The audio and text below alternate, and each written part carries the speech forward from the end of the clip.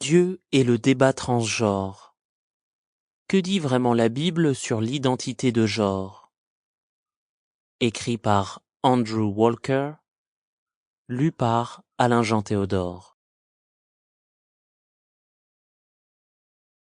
Préface.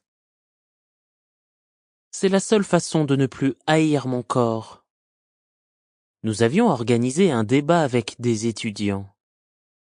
Les questions s'enchaînaient sans relâche, à travers un système qui garantissait l'anonymat. Ainsi, chacun avait la liberté de poser n'importe quelle question sans avoir à s'inquiéter. Cette étudiante parlait de son combat contre la dysphorie de genre et prévoyait de subir une opération pour changer de corps.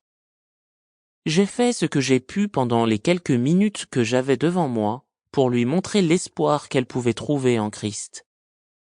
Son corps brisé pour nous, voilà la réponse définitive aux maux que nous fait subir notre corps. Après cette rencontre, elle m'a écrit pour me remercier.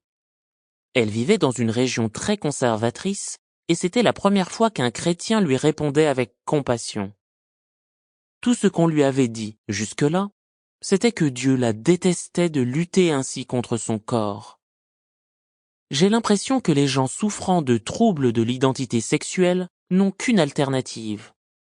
Soit ils doivent accepter aveuglément l'idéologie transgenre, ce qui implique de faire subir à leur corps un processus brutal et irréversible de transformation physique, soit ils devront constamment vivre dans un corps qui les dégoûte à chaque instant, en sachant que Dieu les déteste aussi par-dessus le marché.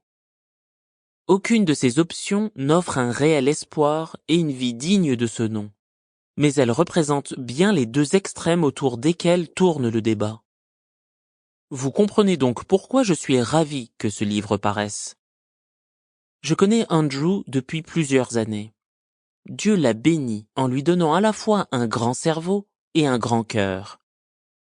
Il refuse non seulement d'accepter sans broncher la situation dans laquelle se retrouvent tant de personnes dans notre société occidentale, mais aussi l'alternative sans compassion ni espoir qu'on leur propose. Au contraire, il analyse cette question urgente et délicate d'un point de vue véritablement chrétien. Je ne vois pas de meilleur auteur ni de meilleur livre à recommander sur le sujet. Andrew discerne parfaitement la façon dont notre culture a changé. Il connaît très bien son sujet. C'est un universitaire qui s'est spécialisé en politique et éthique gouvernementale. Sample complete. Ready to continue?